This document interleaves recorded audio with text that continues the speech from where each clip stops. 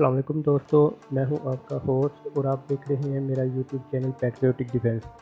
دوستو، اگر آپ کو ہمارا یہ یوٹیوب چینل اچھا لگے تو ہمارے اس چینل کو ضرور سبسکرائب کریں اور کمنٹ باکس میں ہمیں اپنی قیمتی رائے سے مستفید کریں کہ ہم کس طریقے سے آپ کے لیے اپنی ویڈیوز کو مزید بہتر سے بہتر بنا سکتے ہیں۔ دوستو، آج ہم بات کریں گے دنیا کے ایک طاقتور ترین ملک رشیا کے متعلق۔ رشیا رقبے کے لحاظ سے دنیا کا سب سے بڑا ملک ہے، لیکن جہاں رشیا کا رقبہ باقی تمام تر ممالک سے سب سے زیادہ ہے، وہاں اس کی کچھ جغرافیائی کمزوریاں بھی ہیں۔ آج کے جدید دور میں کسی بھی ملک کی ترقی کا انحصار بہت حد تک اس کی تجارت پر ہوتا ہے۔ اسی تجارت کی غرض سے برطانیہ اور امریکہ جیسی عالمی طاقتوں نے عرصہ دراز سے دنیا کے سمندروں پر نہ صرف یہ کہ اپنا اثر و رسوخ برقرار رکھا، بلکہ جہاں بجہاں ان تجارتی رستوں کی حفاظت کے لیے فوجی قوت کا بھی استعمال کیا۔ تجارت کی اسی اہمیت کی پیش نظر چائنا نے one belt and one road کا پروجیکٹ تشکیل دیا تاکہ ایشیا سے یورپ اور یورپ سے افریقہ تک اپنی تجارت کو فروغ دے کر اپنی معیشت کو مستحکم بنا سکے۔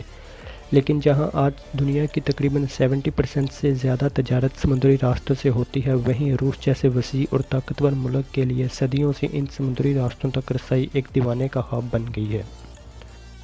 اگر ہم روس کے جغرافیہ پر نظر ڈالیں تو روس کے شمال کی طرف وسیع برف سے ڈھکے ہوئے سمندر ہیں، جہاں سے تجارت کرنا روس کے لیے ناممکن ہے۔ روس کے مغرب کی طرف قریب ترین سمندر بحیرہ اوقیانوس ہے، لیکن بحیرہ اوقیانوس تک رسائی حاصل کرنے کے لیے روس کو متعدد یورپی ممالک سے گزرنا پڑے گا، اور یورپ میں آباد اقوام خاص کر جرمنی اور فرانس کی روس کے ساتھ صدیوں پرانی دشمنی ہے، جس کی وجہ سے یہ راستہ روس کے لیے نہ صرف یہ کہ غیر محفوظ ہے بلکہ بہت طویل بھی ہے۔ روس کے مشرق کی جانب روس کا واحد شہری سمندری شہر ولادیووستک ہے، جہاں سے وہ پیسفک اوشن کے ذریعے بحیرہ عرب تک رسائی حاصل کر سکتا ہے۔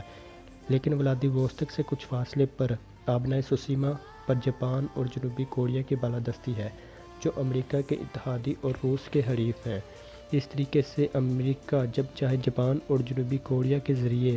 اس راستے پر ہونے والی تجارت کو بلاک کروا سکتا ہے۔ اس طریقے سے یہ راستہ بھی روس کے لیے نہ صرف یہ کہ غیر محفوظ ہے بلکہ طویل ہونے کی وجہ سے زیادہ کارگر نہیں ہے۔ روس کے حکمران کئی صدیوں سے گرم پانیوں تک رسائی کے لیے مسلسل کوشاں رہے ہیں۔ ان میں خاص کر پیٹر دی گریٹ ہے، جو 7 مئی 1682 کو روس کا بادشاہ بنا اور 8 فروری 1725 تک اقتدار پر قائم رہا۔ پیٹر دی گریٹ نے روس کی تجارت کو فروغ دینے کے لیے اور نسبتاً کم طویل اور محفوظ راستے کے لیے 3 قسم کی اسٹریٹجیز بنائیں۔ اول یہ کہ مغرب کی طرف موجود بالٹک اسٹیٹ پر قبضہ کر کے بالٹک کے سمندر تک رسائی حاصل کی جائے اور پھر وہاں سے بحیرہ اوقیانوس تک پہنچا جائے، لیکن یورپ میں آباد اقوام کی دشمنی اور نیٹو فوج کے اتحاد کی وجہ سے یہ کام قدرے مشکل تھا۔ دوسرا یہ کہ بلیک سی میں کسی بندرگاہ کو حاصل کر کے استنبول اور پھر باسفورس پر قبضہ کر کے بحیرہ عرب تک رسائی حاصل کی جائے، لیکن چونکہ ترکی بھی نیٹو اتحاد میں شامل ہے، اس لیے اس صورت میں بھی روس کو تمام نیٹو ممالک سے جنگ مول لینا پڑتی، جو اس کے لیے انتہائی نقصان دہ ہوتی، اور دوسری طرف کوئی بھی ملک استنبول اور باسفورس کے تنگ راستوں پر قبضہ کر کے کسی بھی وقت مستقبل میں روس کی تجارت کو منقطع کر سکتا تھا۔ روس کے پاس تیسرا سب سے کارگر اور ممکنہ راستہ یہ تھا کہ روس کسی بھی طرح ایران کے ذریعے آبنائے ہرمز پر قبضہ کر لیتا، لیکن اس صورت میں بھی پرشین سی کا تنگ راستہ روس کے لیے مستقبل میں مشکلات پیدا کر سکتا تھا۔